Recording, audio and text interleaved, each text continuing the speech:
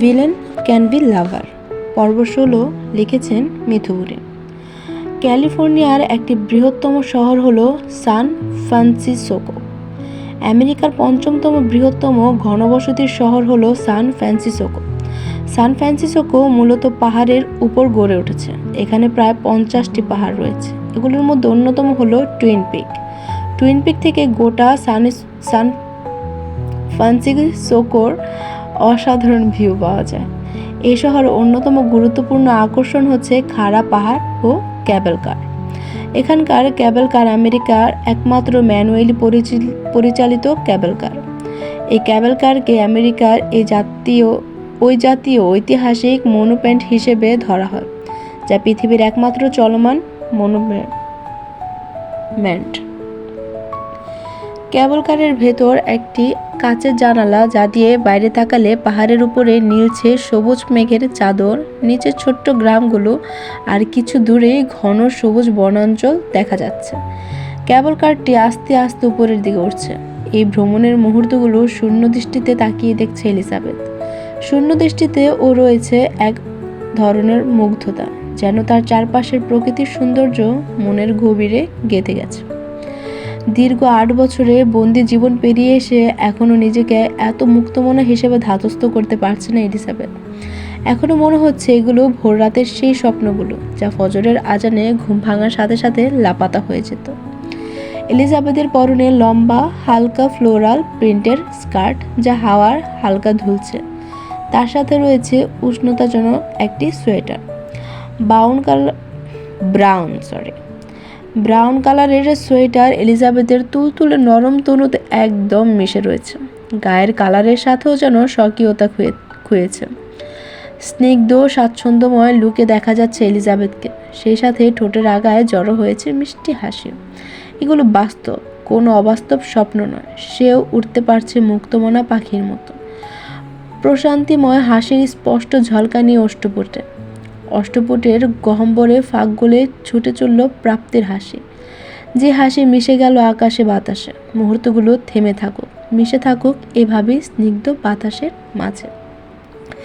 আর Elizabeth ডুবে থাকুক প্রকৃতির মাঝে।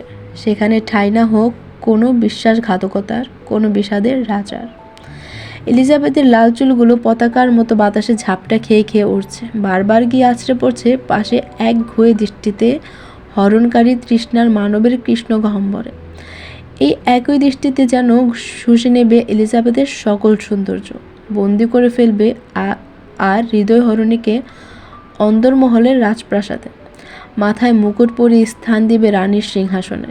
রানীর সেবায় নিজেকে নিয়োজিত করবে প্রজা হিসেবে। চোখের পলক যেন আজ পড়বে না তাকবীরের। থেমে গিয়েছে, থাকুক না থেমে, এভাবেই, এত মনোরমভাবেই। এলিজাবেথকে জানালার পাশে সিট দিয়েছে তাকবীর। নিজে বসেছে এলিজাবেথের পাশে। পর্যাপ্ত দূরত্ব বজায় রেখে সকালের ওই কাণ্ড অবলোকন হওয়ার পর এলিজাবেথের প্যানিক অ্যাটাক ওঠে। ভয়, ভীতি, সংকীর্ণতা ভিতরে আষ্টেপৃষ্ঠে জড়িয়ে আসে। তাকবীর আর এক মুহূর্ত এলিজাবেথকে ওই জায়গায় রাখেনি। সাথে সাথে শহর পরিবর্তন করে। এবার আর কোনো বড় ওয়েস্টার্ন হোটেলে ওঠে না, বরঞ্চ গ্রাম সাইডের খুব ছোট্ট একটা হোটেল 2টি রুম নেয়।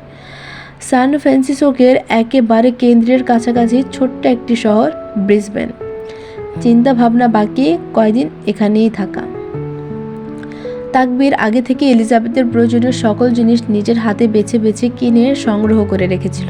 তবে আজ এখানে এসে তারা সর্বপ্রথমবারের মতো একসাথে শপিং করেছে। এত কিছুর মাঝেও এলিজাবেথের মনের কোণে বিষণ্ণতার রেশ থেকেই যায়। তাই এলিজাবেথ শত জোরপূর্বক হেসে আড়াল করতে চাইলেও বুঝে যায় তাকবীর। দরুন তাকবীর কনসার্ন হয় আরও এলিজাবেথের প্রতি। এলিজাবেথকে খুশি করার জন্য আছে তাকবীরও এলিজাবেথের সোয়েটার সাথে ম্যাচ করে সোয়েটার পরেছে। এই সকল ক্ষুদ্র ক্ষুদ্র প্রচেষ্টার পেছনে অভিপ্রায় একটাই, প্রতি ক্ষেত্রে এলিজাবেথকে স্পেশাল ফিল করানো। তাকবীরের মডার্ন স্টাইলের সোয়েটার শার্টের সাথে ট্রাউজার এবং আরামদায়ক হাইকিং বুট। খোঁচা খোঁচা কোকড়া চুলগুলো কপালে বিছিয়ে আছে বাতাসে বেগ হারিয়ে। তাকবীরের ত্বক হালকা, যাকে সোনালি বা উষ্ণ শ্যামলা বলে, যা ওর সমগ্র উপস্থিতিকে এক অদ্ভুত মোহনীয় আভা দেয়। এই কৃষ্ণগহ্বরের চোখজোড়া অসম্ভব মায়ায় মোড়ান। দুজনকে একসাথে খুবই মানিয়েছে আজ। তাকবীর আজ এলিজাবেথকে ওর জামা পছন্দ করতে সাহায্য করেছে। এখনো পর্যন্ত কোনো কিছুতে এলিজাবেথের তরফ থেকে কোনো প্রকার নিষ্প্রহ পায়নি তাকবীর। তাই সম্পূর্ণটাই নিজের মতো করে গুছিয়ে নিচ্ছে নিজ দায়িত্বে। যথাসম্ভব চেষ্টা করছে এলিজাবেথকে স্বাভাবিক জীবনে ফিরিয়ে এনে অন্ধকারের মোড়ানো কিছু নিন্দানীয় অতীত মুছে দিতে। তাকবীর আজ তাদের পোশাক এমনভাবে বাছাই করেছে যা পাহাড়ি ভ্রমণের সাথে মানানসই, কিন্তু আধুনিক এবং ফ্যাশনেবল। এবং সে তার কাজে যথেষ্ট সফলও হয়। এলিজাবেথকে অসম্ভব সুন্দর লাগছে, পাশাপাশি খুশিও করতে পেরেছে। এতেই তার প্রাপ্তি। হঠাৎ পিছন ঘুরে তাকে এলিজাবেথ, চোখাচোখি হলো দুজনের। তাকবীরের ধীর দৃষ্টিতে চোখ রাখতে পারে না এলিজাবেথ, দৃষ্টি নামিয়ে নেয়। এই চোখে গভীরতা অনেক। তাকালি মনে হয় সেখানে লুকোনো হাজারো গল্প, কথা না বলা কথা জমে আছে চোখ জোড়ায়, যা খুব করে প্রকাশ করতে চাচ্ছে। ফিচলে হাসে তাকবীর, হাসলো এলিজাবেথও। আবারও মাথা তুলে এলিজাবেথ, মিলে গেল দৃষ্টি এবারও। একে অপরকে উষ্ণ হাসি উপহার দিল। আপনার ঠোঁট দুটি সরু, কিন্তু এমনভাবে বাঁকা যে মনে হয় শুধু মৃদু হাসতে পারেন, আর সেই হাসিতে লুকিয়ে থাকে অপার কোমলতা। তখনও মন্ত্রমুগ্ধের মতো তাকিয়েছিল তাকবীর এলিজাবেথের কথায় চোখের পলক ফেলে। ব্রুজোরা কিঞ্চিত কুচিয়ে বলল, তাই? উৎসুকভাবে উপর নিচ মাথা নাড়ল এলিজাবেথ। এই ছোট একটুখানি কনসার্নেস তাকবীরের তৃষ্ণার্ত হৃদয়ে এক টুকরো আহারের যোগান দিল। হালকা দাড়ি যুক্ত গাল প্রসারিত করে হাসল তাকবীর, একদম 24 কপাটি বের করে। হেসে বলল, আমি এভাবেও হাসতে পারি, তবে এভাবে শুধু তোমার জন্যই হাসি। ছোট ছোট চোখ করে তাকা এলিজাবেথ, বলে, কেন কেন? তাকবীরের বিলম্বহীন জবাব, এর উৎস যে তুমি। গম্ভীর্যহীন, কোমল এবং আন্তরিকতা মেশানো কণ্ঠে আর সুগভীর নিকষ কালো মায়াবী চোখজোড়ার গভীর চাহনিতে এবার কিছুটা লজ্জা পেল বটে এলিজাবেথ। তাকবীরের এহেন কণ্ঠে মনে এক কোমল আবেশ ছুঁয়ে দেয়। এলিজাবেথকে বেশিক্ষণ লজ্জায় থাকতে দিল না তাকবীর। বন্ধু হবে? এলিজাবেথ এবার পূর্ণ দৃষ্টি দিল তাকবীরের কৃষ্ণগহ্বরে। নেত্রদ্বয়ে চকচকে কৌতূহল লেপ্টে আছে। হাসল তাকবীর, অমায়িক হাসি। জড়তাবিহীন গলায় সবিনয়ে আওড়ালো, চলো আমরা আগে বন্ধু হই। স্বামী স্ত্রীর সম্পর্কের চেয়ে বন্ধুত্বের সম্পর্কই আরও বেশি মূল্যবান, কারণ ভালো বন্ধুই একজন আরেকজনকে গভীরভাবে বুঝতে শেখায়। তাই আমাদের আগে বন্ধুর মতো করে একে অপরকে জানার বোঝার সুযোগ নিতে হবে। বন্ধুত্বের মধ্য দিয়ে সম্পর্কের মধ্যে এমন এক দৃঢ়তা আসবে যা পরস্পরকে আরও কাছাকাছি নিয়ে আসবে এবং একে অপরকে আরও গভীরভাবে বুঝতে সহায়ক হবে। আমাদের বন্ধুত্বই হবে আমাদের সম্পর্কের ভিত্তি, যা সময়ের সঙ্গে আরও শক্তিশালী হয়ে উঠবে। হবে আমার বন্ধু অ্যালোকেশি। চেয়ে থাকলো এলিজাবেথ গাঢ় দৃষ্টিতে। ভিজে আসছে চোখ। দুপাশে মাথা নাড়িয়ে অগ্রাম সংকেত দিল তাকবীর। ঠোঁট কামড়ে কান্না আটকানোর চেষ্টা করলো এলিজাবেথ। চোখে মুখের অবস্থা দেখে মনে হচ্ছে চোখে মূর্ছা যাচ্ছে। চোখে পানি সমেত হাসলো এলিজাবেথ। ফ্যাসফ্যাসে আওয়াজে বলল, আপনি আমায় এত কেন বুঝেন? জবাব দেয় না তাকবীর। নিমেষহীন তাকিয়ে থাকে তার বোকা রানীর দিকে, যে একটু কিছু হলেই ভ্যা ভ্যা করে কান্না শুরু করে দেয়। নিজেকে দাঁতস্থ করে এলিজাবেথ অতঃপর বলল, ধন্যবাদ আমাকে সহজ হবার সুযোগ করে দেওয়ার জন্য। পরপর থেমে নিজের পেলব হাত বাড়িয়ে দিল তাকবীরের অভিমুখে, দিয়ে বলল, বেস্ট ফ্রেন্ড হবেন আমার, যেখানে সম্পর্কের ভিত্তি হবে নিঃশর্ত বিশ্বাস আর সন্দেহ থাকবে দূরতম। ক্লান্ত পথিকের মতো যখন পথের মাঝে বসে পড়ব, তখন কি আপনি নির্ভরতার সেই শক্ত হাত বাড়িয়ে দিবেন? বিপদে বিশ্বাসী হাত হিসেবে সবার আগে আপনার হাত এগিয়ে আসে, যেখানে অনুমতির প্রয়োজন হবে না স্পর্শ করার জন্য। ভালো মানুষটা কি হবে আমার বেস্ট ফ্রেন্ড, যে বন্ধুত্ব প্রতি মুহূর্তে মনে করিয়ে দিবে, হ্যাঁ এটাই আমার বেস্ট ফ্রেন্ড, যে আমার পাশে আছে নিঃস্বার্থে নিঃশর্তে অন্তর্ত বর্ষায়। তাকবীর আবেশিত দৃষ্টিতে তাকিয়ে থাকলো দীর্ঘক্ষণ এলিজাবেথের পানে। এমন কথা এলিজাবেথের কাছ থেকে সে মোটেও আশা করেনি, এত দ্রুত। সন্ধি ফিরতে এক মুহূর্ত আর ব্যয় করল না তাকবীর। মিলিয়ে দিল দু হাতের বাঁধন, ঠোঁট প্রসার করে হাসলো দুজনেই। হঠাৎ তাকবীর পেছন থেকে একটা বক্স বের করে সামনে ছোট টেবিলের উপর রাখলো। এলিজাবেথ একবার বক্সটার দিকে তাকাচ্ছে, আবার তাকাচ্ছে তাকবীরের দিকে। তাকবীর এলিজাবেথের কুচকানো ভ্রুদয় দেখে ঠোঁট কামড়ে হাসলো। বন্ধুত্বের সূচনা হিসেবে আমার তরফ থেকে ছোটোখাটো একটা তফা। কিন্তু কোনো কিন্তু না, জাস্ট ওপেন ইট। মৃদু ধমক মিশ্রিত কণ্ঠে উপায়ন্তর না পেয়ে বক্সটির উপরের অংশ সরালো।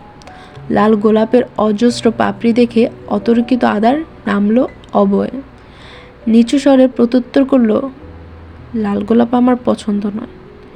খানিকটা অবাক হলো তাকবীর। তার জানা মতে এলিজাবেথের ফুল খুবই পছন্দ, বিশেষ করে লাল গোলাপ। কিন্তু তোমার তো ওটা আগে ছিল। সবসময় যে মানুষের পছন্দ এক থাকে তেমনটা কোথাও লেখা নেই। তাকবীর বুঝলো না হঠাৎ এলিজাবেথের অযাচিত রাগের কারণ। তবে ঘাটল না আর। প্রসঙ্গ পাল্টে বলল, আচ্ছা সরি, নেক্সট টাইম আর এমন হবে না। এবার এটার ভিতরে দেখো কি আছে। এলিজাবেথ কোনো বাক্য ছাড়া পাপড়ির ভেতরে হাত রাখলো। হাতে আরেকটা বক্সের মতো কিছু অনুভূত হলো। বস্তুটা পাপড়ির ভেতর থেকে বাইরে বের করে আনতেই চোখ ছানা বড় হয়ে যায় এলিজাবেথের। তাকবীর চোখে ইশারায় বলল বক্সটিকে আনবক্সিং করতে। এলিজাবেথ বোকার মতো তাই করলো, চোখ জোড়ানো বিস্ময়তা। বক্সের ভেতর থেকে বেরিয়ে এলো একটা আইফোনের latest version, iPhone 16 pro max. এলিজাবেথের কপাল শুকনো বাজ। এটা কার হাতে এটা? আমার? তাহলে তোমারই। এটা তো মনে হচ্ছে খুব দামি, তবুও তোমার কাছে নস্যি। এভাবে মাথায় তুলবেন না আমায়। তুলিনি তো, মাঝে মাঝে খুব খুশকি হয়, তাই বুকের মধ্যে নেওয়ার চেষ্টা করেছে। ওখানে রক্তকরণ ছাড়া আর তেমন কোনো প্রতিকূলতা নেই বলে ঠোঁট চেপে হাসলো তাকবীর। এলিজাবেথ স্তব্ধ। তা দেখে তাকবীর আবারও বলতে শুরু করলো, তুমি আমার পোষা পাখি, তবে সম্পূর্ণ মুক্ত। আকাশ জুড়ে ইচ্ছে মতো ডানা মেলে উড়ে বেড়াবে অতিথি পাখির মতো, তবুও দিনের শেষে ফিরে আসবে আমারই নীড়ে, ভালোবাসার আঙিনায়। এলিজাবেথের ভেজা দৃষ্টি, ভেজা গলা। এই আমি অবাকির কপালে এসব ছিল? এই ভালোবাসাগুলো আমি কখনো পাইনি। এভাবে আর কখনো বলবে না অ্যালোকেশী যে তোমাকে কেউ ভালোবাসে না। কারণ এই দেখো, তোমার নাম আমার হাতে ট্যাটু করা আছে। আমি এই পৃথিবীর সবচেয়ে নিবেদিত প্রাণ মানুষ তোমার জন্য। আমার ভালোবাসায় পূর্ণ হবে তুমি। তোমার কোনো ক্ষতি আমি কখনোই হতে দেব না। আমি শেষ নিঃশ্বাস পর্যন্ত তোমার পাশে থাকব, তোমার হাত ধরে রাখব। আমার মৃত্যুর পরেও আমি তোমার সঙ্গ ত্যাগ করব না। আত্মার মতো তোমার কাছেই থাকব। তুমি আমার কাছে শুধু কিছু নও, তুমি আমার কাছে সব কিছু। এলিজাবেথ তাকায় তাকবীরের বা হাতের কবজিতে। অতঃপর শিরশির অনুভূতিতে নিবু চোখে চাইল তাকবীরের দিকে। তাকবীরের হাতের কবজিতে থেকে কনিষ্ঠ আঙ্গুলের বরাবর এলিজাবেথের নাম ইংলিশে লেখা। এলিজাবেথের চোখে মুখে এখনো বিস্ময়তা। কেঁদে দিবে মেয়েটা এখনই। এত সব কখন করেন? এভাবে সারাক্ষণ পাশে থেকেই কখন কিভাবে করেছেন এত কিছু? সব কিছুই মনে হচ্ছে পূর্ব থেকে কত শখ করে আয়োজন করা। এ প্রসঙ্গ পুরোপুরি এড়িয়ে গেল তাকবীর। কেবল কার দাঁড়ালো একটি পাম্পে। তাকবীর উঠে দাঁড়ায়, কণ্ঠস্বর গভীর। বলল, একটা দামি অ্যাডভাইস দিই। এলিজাবেথের কণ্ঠস্বরে আশা করল না তাকবীর। নিজ থেকেই সবেগে আওড়ালো, moving on isn't about forgetting them, it's means what you are without them. বলে সামনে এগোতে থাকলো তাকবীর। এলিজাবেথের মনের ভেতর এক অদ্ভুত আর সুন্দর অনুভূতি তৈরি হয়। শুরু হয় বন্ধুত্বের সূচনা। থাকবে না আর কোনো প্রকার জড়তা, শুধু চোখের চাহনি কিংবা অজানা কোনো অভ্যন্তরীণ অনুভূতির মাধ্যমে একে অপরের মনের কথা বুঝে ফেলা হবে। এই ধরনের সম্পর্ক গভীরতা, সমজদারি এবং অগোচরে একে অপরকে বোঝার এক নিখুঁত নিদর্শন হয়ে উঠবে। শোনা গেল তাকবীরের উচ্চস্বর, অ্যালোকেশী জলদি নামো, গাড়ি ছেড়ে দেবে, আমরা আবার টুইন পিক যাব। এলিজাবেথের চেহারায় স্বচ্ছ এক অনাবিল প্রশান্তি ও উচ্ছ্বাস ফুটে ওঠে। অনেক দিনের আটকে থাকা অনুভূতিগুলো ধীরে ধীরে মুক্তি পেয়ে ছুটে আসছে। বৃক্ষপটে হালকা অনুভূত হয় আর আনন্দ ভরে ওঠে। চারপাশের সব কিছু সুন্দর ও উজ্জ্বল লাগতে শুরু হয়। উৎফুল্ল গলায় চেঁচিয়ে বলল, আসছি ভালো মানুষ। I think it's time for you to retire ন্যাসো। ঠোঁট কামড়ে নিঃশ্বাস আটকে চোখ বন্ধ করে রাখে ন্যাসো, নতদৃষ্টি নিবিষ্ট। পাশেই চুপসানো মুখে দাঁড়িয়ে আছে লুকাস। আপাতত আলাদিন বা তার দলবল কেউ এখানে নেই। গা ছমছপে পরিবেশ, নিস্তব্ধ বিরাজ করছে সম্পূর্ণ কক্ষ জুড়ে। Sorry boss. হাতে থাকা ওয়াইনের গ্লাস ছুঁড়ে মারে রিচার্ড। ঝনঝন শব্দে ভেঙে চুরমার হলো, ছড়িয়ে ছিটিয়ে পড়ল মেঝেতে। রিচার্ডের কপালের পাশের রগগুলো ফুলে ফেপে উঠেছে। তীর তীর করে বাড়তে থাকে ক্রোধ। ঝাঁঝালো কণ্ঠে চেঁচালো, ধ্যান কোথায় থাকে তোমার? বাংলাদেশ থেকে আসার পর থেকে দেখছি সব কিছুতে অমনোযোগী তুমি। ট্রেনিং কি সব ভুলে গিয়েছো? কাল আর কয়েক সেকেন্ড দেরি হলে কি হতো? Have you any idea you fucking idiot? থেমে বর্জ্য দৃষ্টি নিক্ষেপ করলো লুকাসের ওপর। রিচার্ডের রক্তলাল চোখ দেখে বুক শুকিয়ে এলো লুকাসের। উগ্রতা ভেঙে হিংস্র প্রাণীর মতো গর্জে উঠল রিচার্ড আবারও। তোমার কাছে তো হ্যান্ড হেল্ড মেটাল ডিটেক্টর ছিল না? Are you guys fucking kidding with me? মিয়ে যায় দুজনে। আবারও শোনা গেল রিচার্ডের হুঙ্কার। নেসোর দিকে তাকিয়ে কর্কশ গলায় চেঁচিয়ে বলল, গো টু বাংলাদেশ। নেসোর অভিব্যক্তি নিটল। দু কদম এগিয়ে আসলো, কণ্ঠে অনুতপ্তার রেশ। নিচু স্বরে বলল, sorry boss, give me an more chance. Richard, কায়নাতের কাছে সুযোগ বলে কিছু হয় না। Probably you forget that. শক্ত গোছের নেসোর চেহারা এবার ফুটে উঠল ভীতি। পরপর 3 বার ঢোক গিলে গলা ভিজিয়ে আবারও বলতে চাইল লাস। থামিয়ে দিল রিচার্ড। কাউচে বসা অবস্থায় নেসোর দিকে না তাকিয়ে একটা ফাইল এগিয়ে দিল। নেসো রিচার্ডের পেছন দাঁড়িয়ে থেকেই ফাইলটা হাতে নিল। রিচার্ডের ঠোঁটের কোণায় জড়ো হয় শয়তানি বিদঘুটে হাসি। সন্ধ্যায় ফ্লাইট। কাজ হয়ে যাবে বস, গো। তাৎক্ষণিক বেরিয়ে যায় নেসো। লুকাস নেসোর দিকে তাকিয়ে চোখ টিপে কাজের জন্য বেস্ট অফ লাক জানালো। বিশাল আকৃতির পেন্ট হাউস এখন শুধু তারা দুজন। লুকাসের ফোন ক্রমাগত রিং হচ্ছে। তপ্ত শ্বাস ফেলে ফোন নিয়ে রিচার্ডের নিকট এগিয়ে আসলো। মলিন স্বরে আওড়ায়, বস, ফাদার। সহজ ভঙ্গিতে ফোন হাতে নিল রিচার্ড। লুকাস অবাক হলো কিছুটা। ভেবেছিল বারংবারের মতো এবারও কল তুলবে না। স্পিকারে দিল রিচার্ড, হাতে জ্বলন্ত সিগারেট। ওপাশ থেকে শোনা যায় একজন মধ্যবয়স্ক লোকের ভারাক্কি কর্কশ কণ্ঠস্বর, যা রিচার্ডের গুরুগম্ভীর ভারী স্বরকেও ছাড়িয়ে। Reid, my son. Yes father. As soon as come back to Italy. তুমি ছাড়া এদিকে সব কিছু এলোমেলো হয়ে আছে। তোমার সই ছাড়া পরবর্তী প্রজেক্ট এগোতে পারছে না। মিলিয়ন টাকা লস হচ্ছে। ঠোঁট গোল করে সিগারেটের বিষাক্ত ধোঁয়ার সাথে গরম নিঃশ্বাস ছাড়ে রিচার্ড। অতঃপর সহজ সাবলীল গলা উত্তর দিল, আমি এসে সব সামলে নেব ফাদার, ডোন্ট ওয়ারি। কিছুটা ক্ষিপ্ত হলো পাশের জন। তিরিক্ষি মেজাজ দেখিয়ে বলল, সব খবর আমার কানে আসছে রিদ। ফালতু ঝামেলায় জড়াচ্ছ কেন? মেয়ে লাগবে তোমার? ইতালি আসো, মেলা বসিয়ে দেবো আমি তোমার জন্য। কাউচে গাইলিয়ে আয়েশ করে শুলো রিচার্ড। একদলা সাদা বাষ্পের মতো ধোঁয়াশূন্য উড়িয়ে দিয়ে বলল, অনেক দিন পর অনেক ইন্টারেস্টিং একটা গেম পেয়েছি ফাদার, শেষটা একটু দেখাই যাক। বলে অপর পাশ থেকে কিছু শোনার অপেক্ষা না করে কল কেটে দেয়। পরপর হাতে অদ্ভুত রকমের দেখাতে একটা ঘড়ির দিকে এক পলক তাকিয়ে উঠে দাঁড়ায়। কালচের ঠোঁট জুড়ে বিরাজ করছে রহস্যময় বক্র হাসি। ঘড়িটা রিচার্ড সবসময়ই সঙ্গে রাখে, তবে হাতে খুব কমই। রিচার্ডের হাঁটা দেখে পিছন নিল লুকাস। কদমে কদম মেলাতে বলল, বস, আমি আসবো। পায়ের তালের মতোই রিচার্ডের গমগমে গলা বলল, নোপ। কোথায় যাচ্ছেন বস? মধু খেতে। লুকাসের কাছে লাগলো সে দুনিয়ার সব থেকে আশ্চর্যজনক কথা শুনলো, তাও রিচার্ডের মতো তেতো মানুষের কাছ থেকে।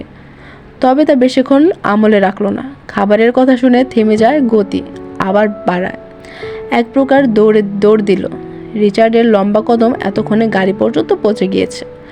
লুকাসের ব্যগ্র কণ্ঠস্বর, বস, আমিও যাব। শুনেছি এখানে কোনো রেস্টুরেন্টে ভালো মধু পাওয়া যায়। ড্রাইভিং সিটে গিয়ে বসলো রিচার্ড। বর্জ্যপাতের মতো গম্ভীর কণ্ঠে শুধায়, এই চাকে শুধু রিচার্ডের জন্যই মধু জমে। লুকাসের মুখ মলিন হয়। গাড়ির উইন্ডের কাছটায় খানিকটা ঝুঁকে মলিন স্বরে বলল, বস, আমি আসি।